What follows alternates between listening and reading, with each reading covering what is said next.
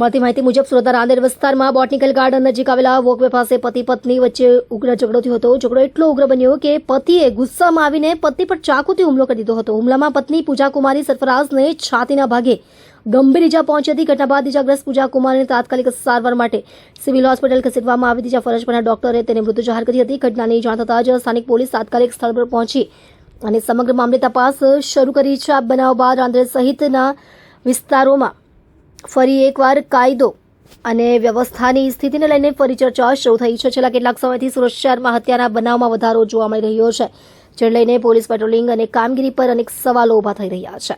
આ જે જગ્યા છે અંબિકાનગર સોસાયટીની પાસે પવિત્રા રેસિડેન્સી નજીક જે રામનગરથી આગળ જતા વોકવે આવે છે, એ જગ્યા પર રોડની સાઈડમાં બનાવ બનેલ છે.